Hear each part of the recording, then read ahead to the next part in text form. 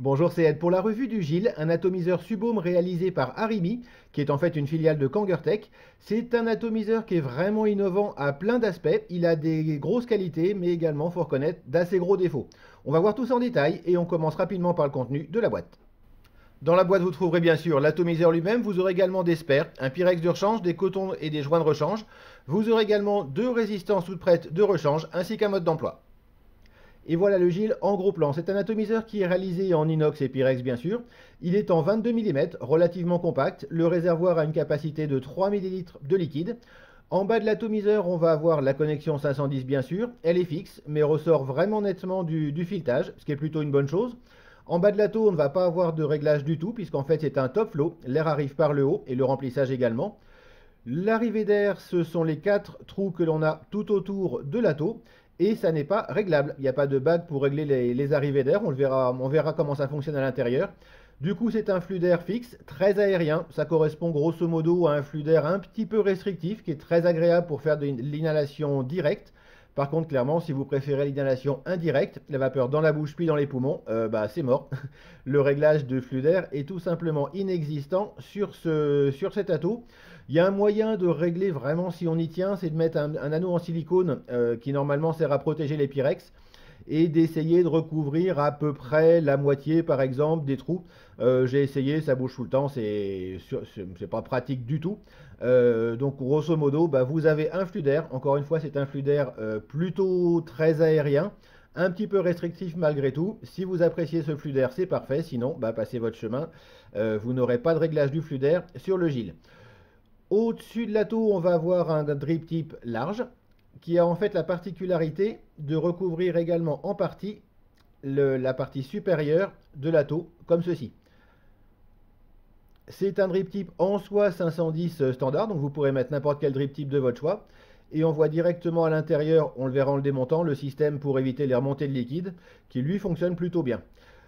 Le remplissage va se faire par le haut, comme ceci, on va le voir tout à l'heure. Et on remarque également la présence de 4 petits points à ce niveau-là, qui en fait correspondent à l'arrivée d'air. On le verra tout à l'heure également. Ce qu'il faut retenir par rapport à l'ergonomie de l'atto, c'est qu'en fait, si vous utilisez ce drip tip là, le bord en fait du drip tip va recouvrir les fameux 4 petits trous. Et vous aurez une vape entre guillemets normale. Si vous utilisez un drip tip 510 plutôt que celui-là, vous allez avoir les 4 petits trous à ce niveau-là qui sont ouverts. C'est en fait une ouverture au niveau du drip tip. Vous aurez donc une vape plus froide, simplement parce qu'il y aura une arrivée d'air directe par les petits trous dans le drip tip. Ça revient un petit peu au même que les drip tips qui ont une ouverture d'air intégrée. C'est le même principe, mais du coup, effectivement, la vape change un petit peu. C'est peu sensible en fait, mais malgré tout quand même. Si vous utilisez un drip tip standard, vous aurez ces trous-là qui seront ouverts et une vape un petit peu plus froide. Pour le remplissage, ça se passe par le haut, non pas à ce niveau-là, on le verra tout à l'heure, mais par ici. Et en fait, quand on va remplir l'atto, on a toute la résistance qui sort. Et le remplissage se fait par le milieu, surtout pas par le bord, par le milieu. On le verra tout à l'heure en démontant l'ensemble, mais en fait on a à ce niveau-là les arrivées d'air qui arrivent tout autour des résistances. Le remplissage est du coup relativement facile, alors pas forcément facile avec une bouteille au goulot parce qu'il faut bien viser à l'intérieur, autrement avec n'importe quelle pipette ou bouteille ça se remplit très bien, et vous avez à ce niveau-là un repère max, c'est en fait le niveau maxi de remplissage du liquide. Essayez d'éviter d'aller plus loin que ce niveau-là, en fait ça va pas fuir directement. Par contre, quand vous allez remettre le couvercle, la résistance va prendre du volume dans le réservoir, faire monter le niveau de liquide. Et si vous avez dépassé, on peut le dépasser un tout petit peu, mais il ne faut vraiment pas le dépasser de beaucoup. Sinon, en fait, quand vous allez remettre la résistance dans le réservoir pour le refermer, vous allez avoir des fuites de liquide à ce niveau-là qui risquent de passer par les petites ouvertures et ressortir donc directement par les arrivées d'air. Sinon, au niveau des finitions, l'atto est globalement très bien fini. Il n'y a vraiment pas de reproche à lui faire. Les surfaces sont agréables, les joints sont propres, les jointures également. Plutôt des bonnes finitions sur cet atto. C'est d'autant plus notable qu'il est proposé aux alentours de 20 $, un petit peu partout. Et c'est un autre point très positif sur cet atto, c'est qu'il est effectivement particulièrement pas cher. On va le démonter, voir un petit peu comment ça se passe à l'intérieur. Pour le démontage, on va passer rapidement sur le drip tip, on l'a vu tout à l'heure. On va ensuite dévisser la partie supérieure, donc il est en fait le top cap plus la résistance. On regardera tout ça en détail tout à l'heure. Et on va s'attacher un petit peu au système de flux d'air qui est vraiment original sur cet ato. En fait, on a donc 4 ouvertures sur le côté en haut de l'ato, c'est un top airflow. L'air va passer par ces petites ouvertures, ressortir par les petites ouvertures carrées à ce niveau-là, et du coup entourer le coil du flux d'air. Ça, c'est un système qui est astucieux, vraiment. Je m'attendais à ce que ça ait un rendu de saveur du coup plutôt terrible. En fait, le rendu de saveur avec le Gilles est bon sans être exceptionnel. C'est probablement également aussi dû peut-être du moins, aux résistances dont on parlera tout à l'heure. Au global, on a un rendu de saveur qui est bon, sans être meilleur qu'un autre rendu de saveur d'Atos Subhome au final. L'ensemble se démonte évidemment si vous voulez nettoyer la partie réservoir, ça se démonte même très bien. La partie supérieure donc avec les arrivées d'air. Encore une fois, la réalisation est très propre, rien de particulier à reprocher à ce niveau-là. Au niveau du Pyrex, rien de spécial, suffisamment épais, bien fini, vraiment aucun souci. Et la partie inférieure, on voit qu'en fait directement, on a le plot positif à ce niveau-là, qui fait la connexion simplement au milieu du bas, on va dire, du réservoir. Le principe est super simple, on a la connexion positive ici, qui ressort à ce niveau-là, qui va faire contact avec le bas de la résistance à ce niveau-là, et le contact négatif se fait en haut de la résistance, on va le voir tout de suite. Encore une fois, les finitions sont vraiment très propres, rien à lui reprocher de ce côté-là. En haut de l'ato, on va avoir donc cette partie-ci. Si vous voulez changer votre résistance, il va falloir démonter cette partie-ci, donc qui est recouverte par le drip tip, si vous utilisez le drip tip en L1 de base. À ce niveau-là, on le verra tout à l'heure. Et en fait, la partie supérieure à ce niveau-là, avec du coup en fait un système de fixation de la résistance qui est encore une fois vraiment spécial. La résistance va venir à ce niveau-là. On voit sur la résistance qu'il y a un petit bout qui dépasse et c'est un petit bout qui est plat. Quand vous allez insérer à ce niveau-là votre résistance, c'est en fait le contact va se faire juste à ce niveau-là. Et c'est cette pièce-ci qui, en venant serrer la petite patte qui dépasse sur cette espèce de plateau, on va dire, qui va faire le contact. Ça fait le contact et en plus ça tient, ça tient bien. En fait, c'est un petit peu, ça a l'air un peu rock'n'roll comme ça. Mais une fois que c'est monté et sous réserve que la pâte soit bien prise en sandwich là-bas, ça tient très bien. Là, en l'occurrence, elle a bougé. C'est plus difficile en fait de le remettre sorti du réservoir. Quand la résistance est dans le réservoir, c'est beaucoup plus simple, simplement parce qu'elle tient directement en place beaucoup mieux. Bon, là, je ne vais pas y arriver. Donc, du coup, on va le faire avec la méthode officielle. On va remonter rapidement cette partie-ci. Voilà. Il n'y a pas le Pyrex, mais on s'en fout. Donc, bien penser à mettre toujours le petit ergot. Il n'y en a pas de l'autre côté. Le petit ergot à ce niveau-là, dans le passage de la résistance. Quand vous allez remettre, dans le bon sens si possible, la partie supérieure ici, la résistance va sortir assez nettement. Quand vous allez revisser, ça va en fait prendre la petite pâte en sandwich, écraser un petit peu le ressort de manière à ce que ça fasse bien contact en bas. Et là, effectivement, quand on va redémonter, ça tient très bien. Un petit point quand même de détail, normalement on se gourre pas, mais bon, au cas où. Quand vous dévissez cette partie-là, vous avez à ce niveau-là, en fait, quelque chose qui ressemble dangereusement à ce qui est le remplissage de les ouvertures de remplissage de liquide sur la plupart des atos. Là, c'est vraiment le passage de l'air, ça n'est vraiment pas le remplissage. Donc si vous ouvrez cette partie-là par erreur et que vous voyez la résistance qui ne vient pas avec l'ensemble, remplissez par ici, sinon effectivement ça va passer directement dans les petits trous là et ressortir par le flux d'air. On va s'attacher également un petit peu sur la partie supérieure, je vous en parlais tout à l'heure, on a sur le tour 4 petits trous, ils ressortent de l'autre côté et en fait arrivent donc directement sur au niveau de la sortie d'air, au niveau du drip tip. C'est ce que je vous disais tout à l'heure si vous utilisez un drip tip standard.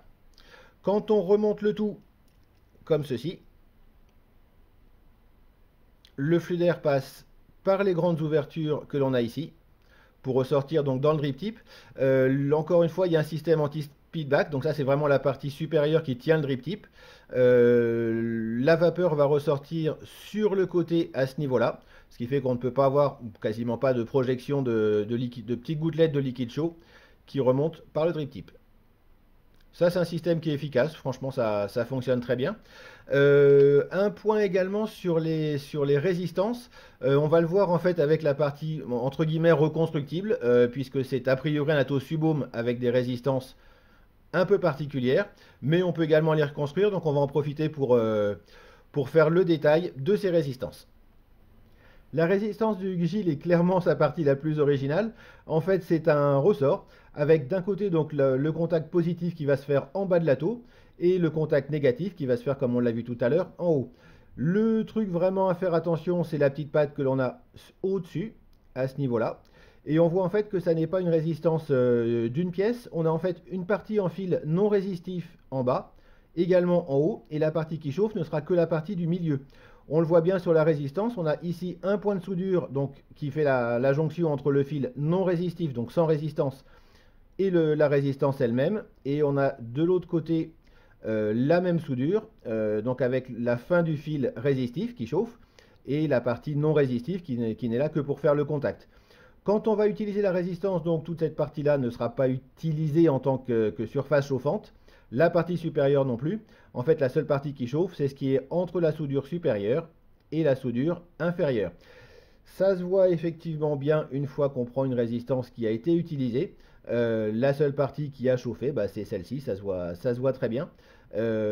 Ici d'ailleurs, la résistance est pas mal recouverte de calamine, mais c'est le même principe. En fait, il y a trois types de résistance et c'est pas forcément très clair ni sur les modes d'emploi, ni même sur les offres des magasins. Il y a en fait trois types de résistance pour cet atto. Celle-ci, donc, qui est celle qui a été livrée d'origine quand je l'ai reçue, c'est une résistance de 0,5 ohm en nichrome. Donc 0,5 ohm en nichrome. A priori, il y a deux autres types de résistance, mais je ne les ai pas essayés. Une résistance en Cantal de 0,2 ohm, qui en fait ressemble exactement à celle-ci, si ce n'est que la partie résistive est en Cantal plutôt qu'en nichrome.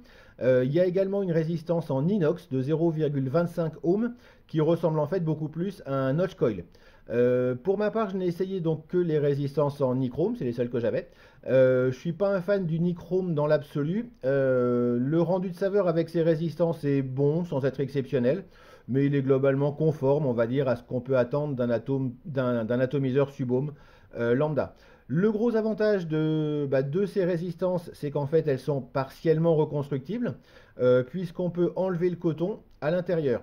On a la mèche qui est au milieu de la résistance, et on peut tout à fait, si on veut renouveler le coton à l'intérieur, attraper le coton comme ceci, s'il veut bien venir, toujours un petit peu dur au départ. On va essayer de le pousser plutôt de l'autre côté, comme ceci, sans abîmer le ressort. Vous sortez la mèche et vous pouvez remplacer le coton. Vous mettez une mèche de coton, il n'y a vraiment rien de très compliqué là-dedans. Là, le coton a effectivement pas mal ramassé. Le souci que j'ai en fait avec ces résistances en nichrome, c'est que faire un dry burn, donc chauffer au rouge une résistance en nichrome, c'est pas forcément une bonne idée.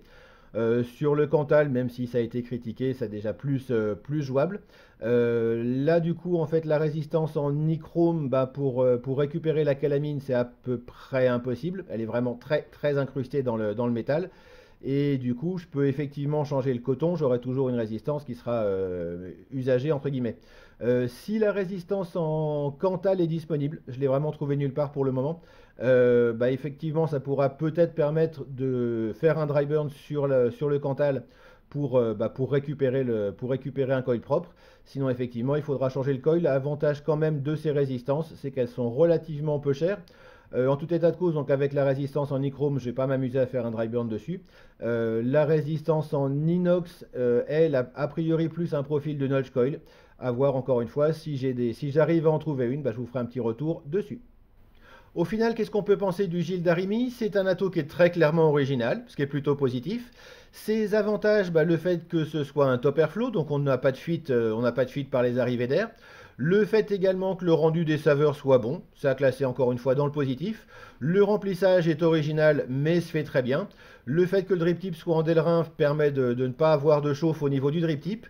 Et on va arriver au gros défaut du Gilles, à mon avis, c'est un ato qui chauffe énormément.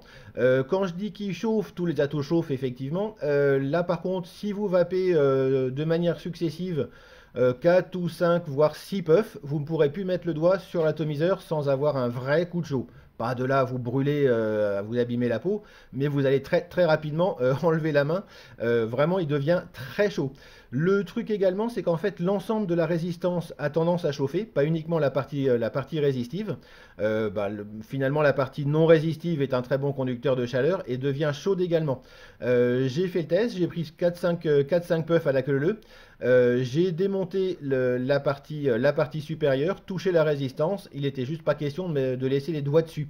Ça, c'est un petit truc qui me chiffonne également, c'est qu'en fait, on a une résistance qui chauffe dans le réservoir, ce qui n'est pas forcément, à mon avis, idéal pour le liquide et pour le maintien des saveurs. J'ai pas vu de différence considérable entre la qualité de la vape en début et en fin de réservoir. Par contre, effectivement, les liquides qui ont tendance à changer de couleur, en particulier avec le temps, vont très vite changer de couleur sur cet ato. Probablement, encore une fois, lié à l'effet de chauffe de la résistance qui est dans le réservoir directement et qui vient faire la bouillotte dans le liquide. C'est le gros point négatif, à mon avis, vraiment le problème de la gestion de température dans cet ato. Second point négatif est évidemment le fait que les flux d'air ne soient pas réglables. Le flux d'air est agréable si vous aimez les flux d'air aériens un peu restrictifs, mais en tout état de cause, vous ne pourrez pas le régler. C'est donc un bilan qui est mitigé sur cet ato. Encore une fois, il est vraiment original. Il a des points positifs, mais il a quelques points négatifs qui sont vraiment embêtants. Le flux d'air pas réglable, ça c'est quand même un petit peu agaçant. Et encore une fois, ce vrai problème d'ato qui devient très chaud après 4-5 puffs. Si vous vapez léger, en gros vous prenez 1 ou 2 puffs, vous attendez 2-3 minutes, vous reprenez 1 ou 2 puffs, vous ne sentirez pas ce phénomène de chaleur. Par contre, si vous vapez un petit peu plus fort et en prenant, encore une fois, pas forcément énorme, 5-6 puffs d'un coup à la suite, là par contre, l'ato, vous ne le mettrez pas dans votre poche, vous allez très rapidement sentir la chaleur. C'est vraiment un gros défaut sur cet ato. J'ai oublié de vous le préciser, grosso modo, c'est un ato qui se vape entre 30 et 40 watts, on va dire, plutôt 40 quand même, pour que la résistance fonctionne correctement. Et effectivement, ça chauffe énormément pour du 40 watts. Si vous avez d'autres questions sur le Gilles d'Arimi, n'hésitez pas à les poser dans les commentaires de cette vidéo, j'essaierai d'y répondre. Si vous appréciez ces revues, n'hésitez pas à vous abonner à la chaîne en cliquant ici. Il me reste à vous souhaiter une excellente vape et à la prochaine.